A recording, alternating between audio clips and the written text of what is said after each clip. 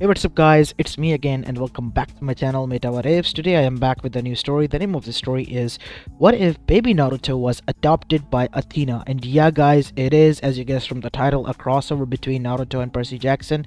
So make sure you leave a like and subscribe to my channel and follow me on my other channel as well. And without any further ado, let's begin with our today's story. Our story begins in Konoha Gakure no Sato on the night of the Kyubi attack. The village of Konoha was in shambles. A hell had descended upon them in a peaceful evening while they rested at home, and many of the people within just a few hours of the attack have died, civilians, shinobis alike.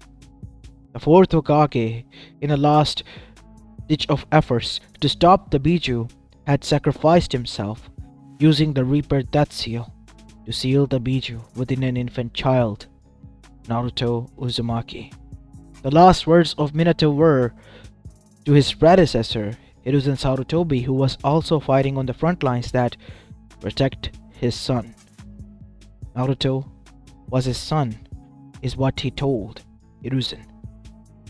Before Hiruzen could do anything, something happened.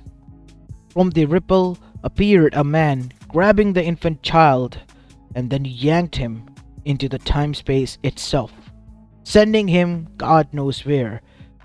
And unfortunately for the man, he was captured immediately by the Anbus that pounced upon him. What did you do to the child? I myself even don't know. Hiruzen punched the man onto the face, breaking his mask, revealing a person who they thought was dead. Hobito. Uchiha. But how? Surprised to see me alive? Well, I have another thing for you in store. No matter what you do, you won't be able to find Naruto. God knows where he is going to end up. Even I don't know. I threw him into the very fabric of time and space. He's not anywhere. He's stuck between a loop, or so he thought. While now we go towards another reality all by itself, where we see the Sisters of Fate, the three sisters who were tasked with different tasks regarding the fates of the world and people, and even gods were watching this because of curiosity, and they saw that the thread of the child was still glowing as if it was alive, but was stuck in the time space itself. And they played their part and landed the child on Mount Olympus, specifically in the temple of Athena, which looked like a library. Now Athena was busy doing her arrangement of the old archives when she heard a muffled cry from somewhere within her library.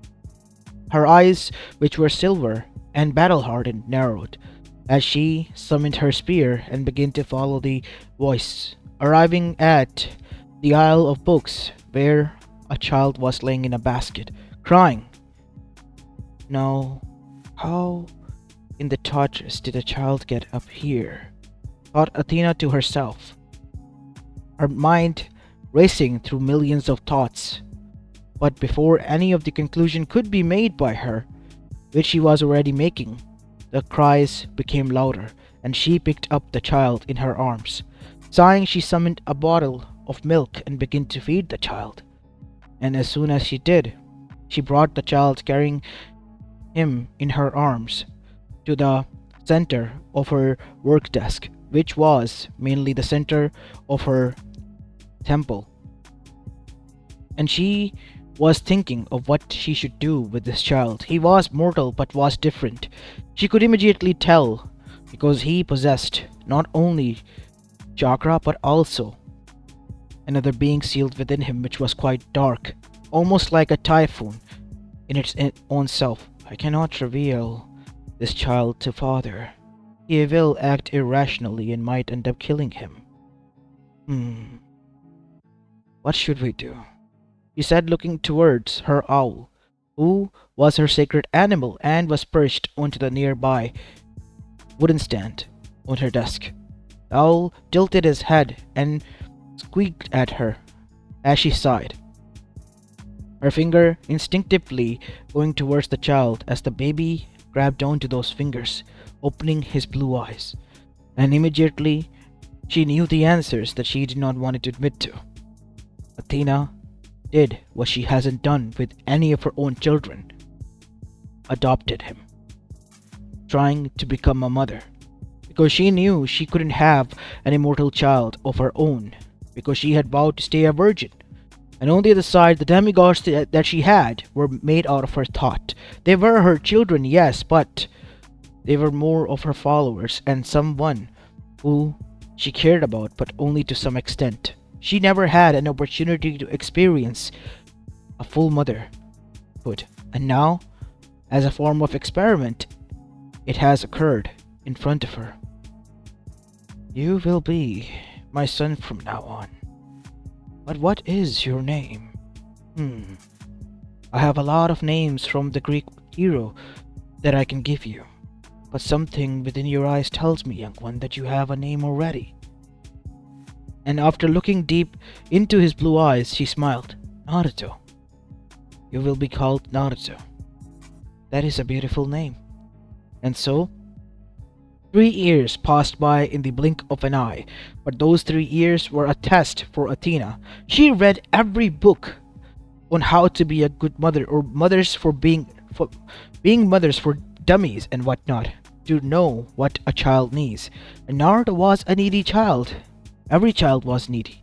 And when Naruto reached at the age of 3, he would sit nearby her, and she would give him a lot of complex equation as well as books to read. But Naruto, he would just stare at her and watch her read for him. As while doing one of their sessions, Naruto was staring at Athena, as Athena, with a bit of strictness, then said, Naruto, you always stare at me, son.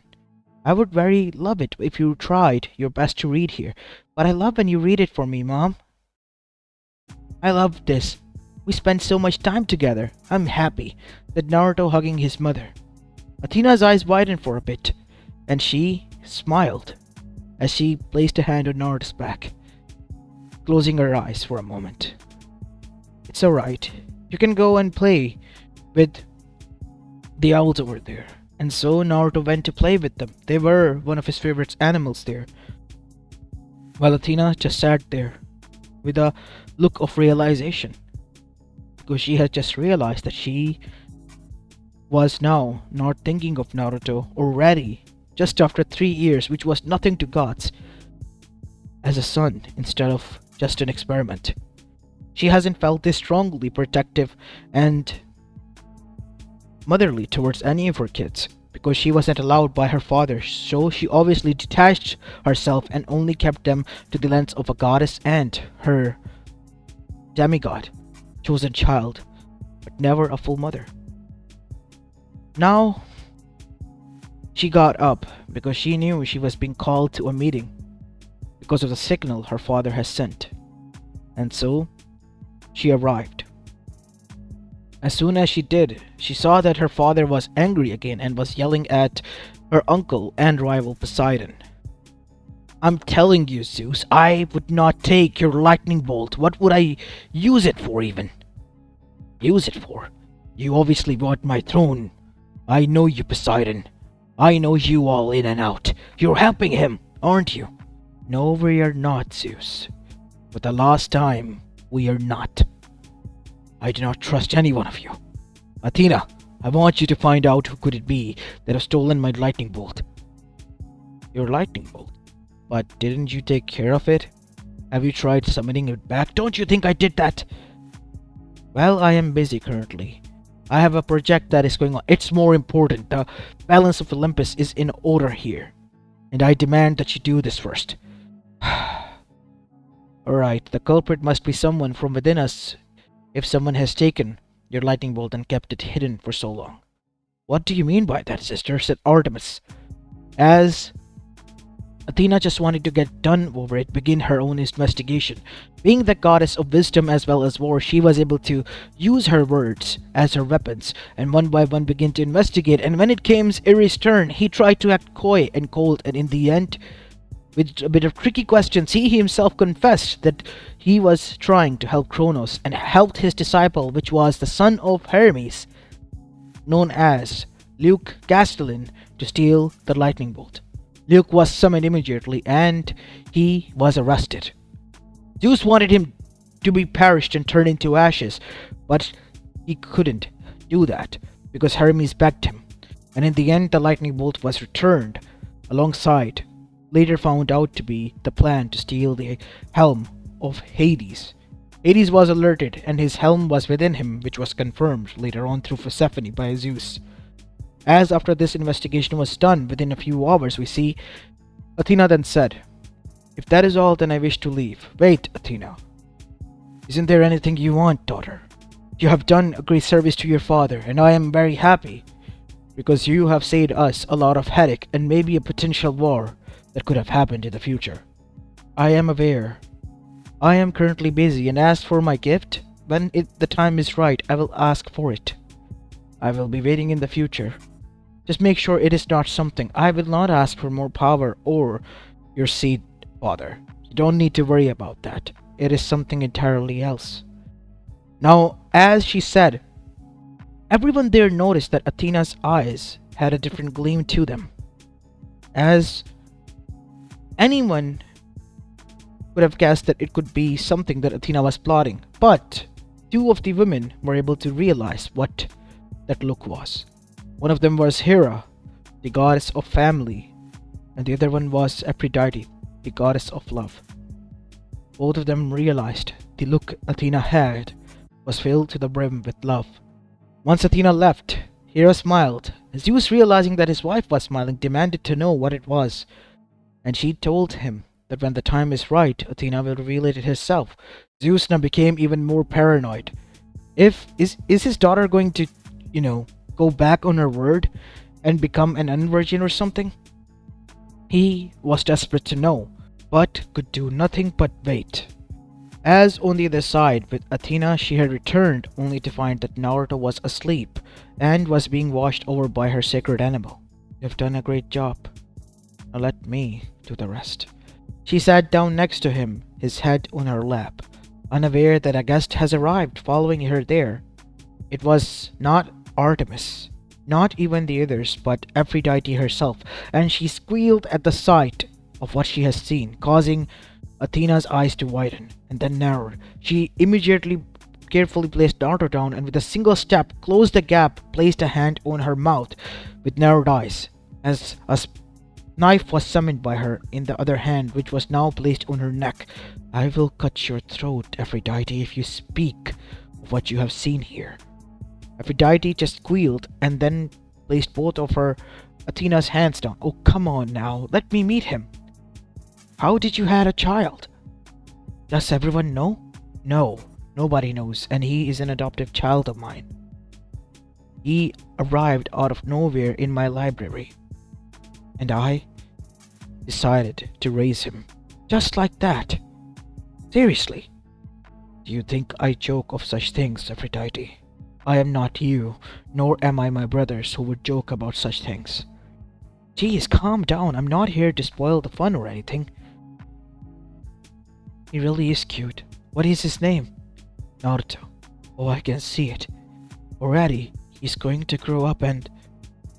Aphrodite's eyes widened and jaw hung low, as she could see his love life and the future, and then she blushed for a bit before saying, "Oh, I can't spoil that for you." "Because if I do, you won't let that happen." Ina's eyes narrowed even further. "What do you mean by that? What will happen?" "Don't worry, it's nothing bad." "I know what you're going to ask Zeus now. You're worried about him, aren't you?" "Yes. Yes, I am. Within a blink of an eye, 3 years have gone by. For me, it's just a few moments, and for Naruto, it's a bit of his lifespan. Just like that, he will grow older and older until the day he dies. And that is what I want to wish. I want him to be acknowledged as an immortal resident of Mount Olympus and my son, who I raise. He is your father. He will listen to you. He is quite difficult to understand what you want to explain to him, but he is still your father, Athena. You have to speak to him." And so, Athena stood there while Aphrodite took a few steps and arrived near Naruto, who was asleep, placing a hand on his face, caressing her fingers carefully on alongside his face and strands of hair. "You will grow up just fine, Naruto, and I'll be waiting," she said, almost whispering to herself as she left. As now we see, Athena realized that she needs to come clean, and Aphrodite might, as maybe, was right for the first time in her life. So a council was called. Zeus was quite annoyed because he wasn't the one to call for it, and he was busy doing something. "Athena, why did you call for a council? Is it something that you need?" "I have decided that I am going to use the promise that you owe me, father." "What is it, daughter?" said Zeus, becoming an alert for some bit, anticipation kicking in as everyone was on the edge of their seat. "I have someone that I want you all to be introduced with." Zeus' breath was hitched. Here comes a guy who he was going to turn into ashes because he was not going to let anyone defile his daughter. And surprisingly enough, a small kid walked in, wearing a small shirt with an owl on it, and wearing brown shorts as well as silver shoes. My name is Naruto, everyone. Nice to meet you all," said Naruto with an awkward bow, as all of them just stood there with wide eyes. "You... how can you have a child? Whose child is this, Athena?" said Zeus. "Calm down, father. I do not know whose child he is. He is my son, though. I adopted him." "How can you adopt a mortal child?" "He is a mortal, yes, but not from our world, our reality itself. I do not know how he ended up in my temple, but he was there as an infant. And at that moment, by the fates, I decided that I would be his mother." But why? Why would you want something so boring?" said Ares. "Simple, Ares. Because I have realized that I could never be a mother. I want to experience what Lady Hera and the others have. Motherhood. But with my vows and me being a virgin, that could have not been possible." "But what about the demigods? You have them," said Zeus. "Demigods are used by us as means of wars, if we put it simply. They are children of ours, yes, but are we really their parents? We help them. Most of us do," said Poseidon. "Some of us, yes, but the rest? No.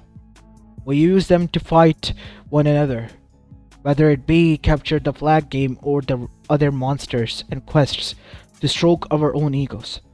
I wanted a child away from that, just to be my own son, someone who unconditionally I could love. And that happened to be by fate's Naruto, who ended up there. What do you want us to do about it?" said Hera. "I want you to turn him into an immortal and a resident of Olympus, and recognize him as my son." "Is that your wish?" "Yes.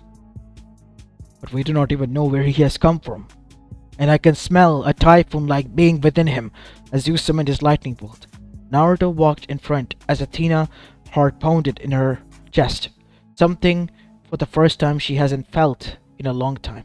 She felt it there, and that was fear of losing someone. Someone very important to her. "No, please, father, I beg of you, don't harm him. He won't hurt anyone. We are not sure."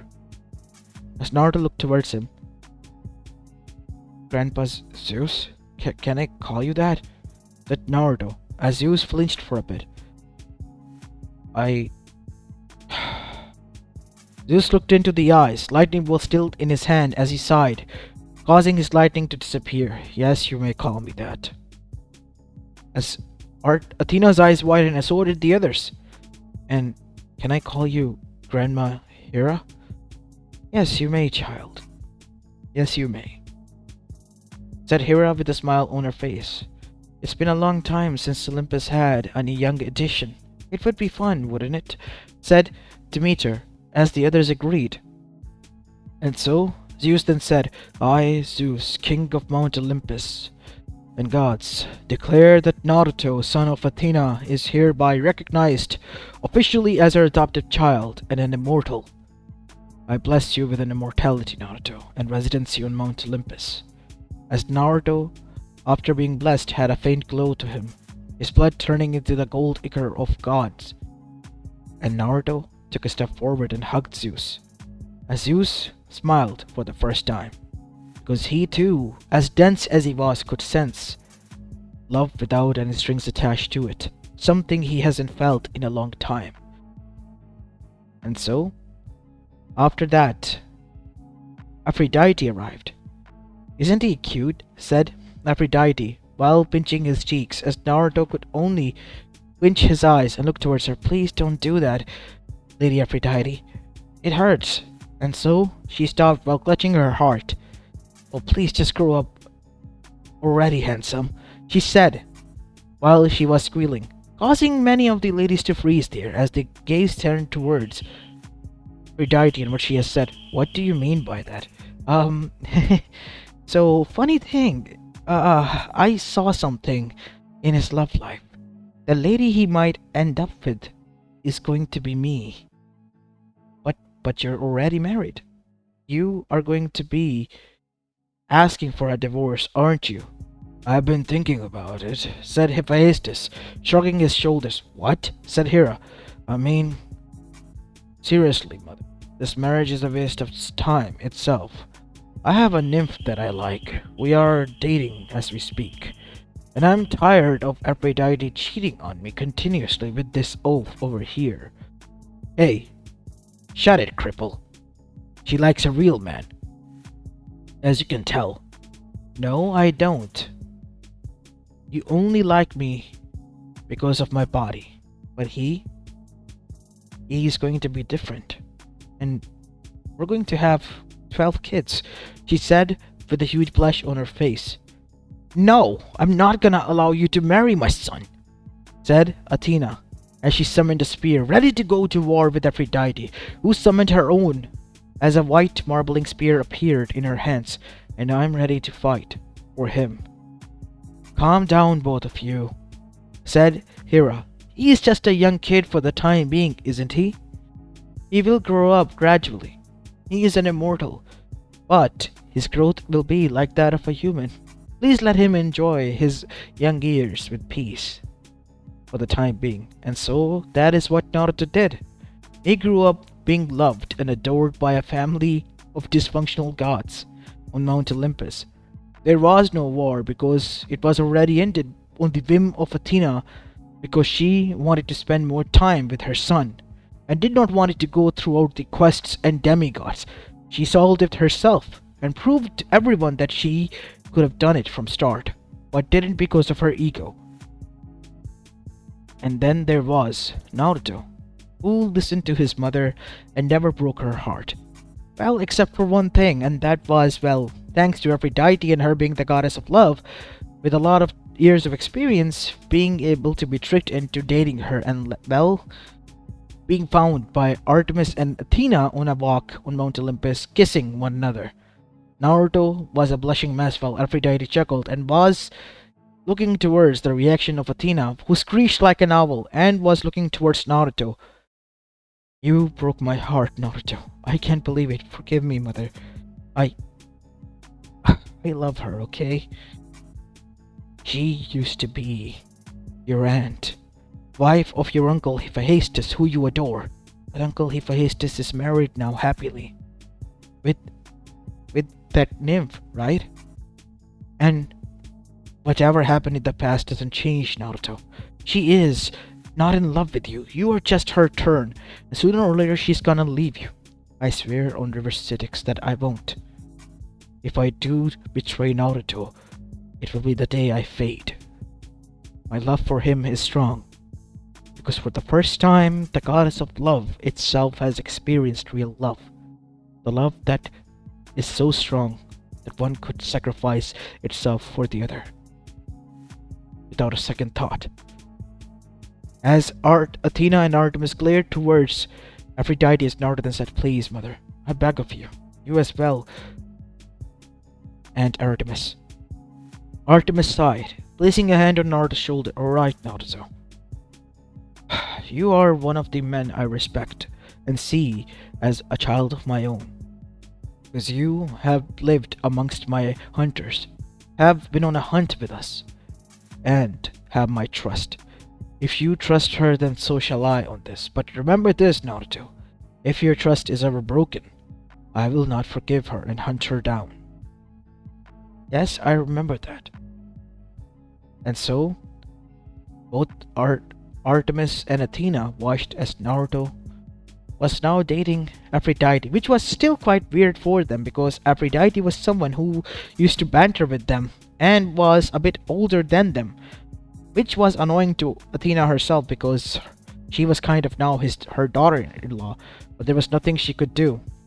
And as for Naruto, he was living the best life there ever was. And as for Percy Jackson, well, he was at the Camp of Blood, but when he reached of the age and was living a normal life of a demigod, meeting his parents, going on simple quests which were quite less dangerous, and there was no one who died. Not Zoe, not Bianca, not anyone. Luke was the one who was arrested and caged, and his crimes were brought to light. So there was nothing that was replaced, and everything was going smoothly. And as for Naruto and Percy crossing paths, it did happen when Percy decided to date, well, Naruto's half-sister, which was Annabeth. Naruto, who had been the messenger of Athena, giving quests and, well, gifts to her demigod children, saw them and was a bit shocked and chuckled, giving them their blessings and telling Percy to be very careful around their mother because she doesn't like Poseidon mostly.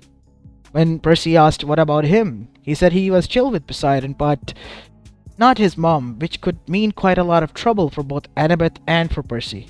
Annabeth obviously blushed but realized what Naruto meant, but in the end, she loved her half-brother and knew he meant well. So, Naruto left. Artemis Athena found out and was rubbing her temples while being angry. Seriously, what is wrong with my kids? How come even my demigod children are dating my enemies? Seriously, is that a trope that is going on around? Calm down, mother. There is no such thing as trope or something. Love is something you simply just can't control. You are dating the embodiment of love, Naruto.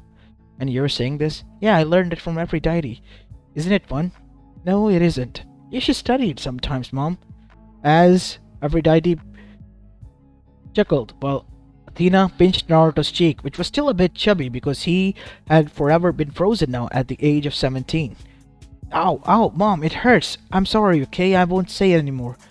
As Athena hugged her son, chuckling, you have been a blessing in my life, Naruto. I really am happy that you are here with me, with all of us. And as this went, we see, as the fates watched with a smile, the child of prophecy the elemental nation didn't deserve now lives as a child and symbol of peace here. This reality of the gods will not see anymore, and the titans forever shall remain where they are, and the child, he will continue to be the glue between the Olympians and the demigods, said the fates to one another, and smiled. And as for the elemental nations, it was war-torn, destroyed, because of their own egos, wars, and chakra.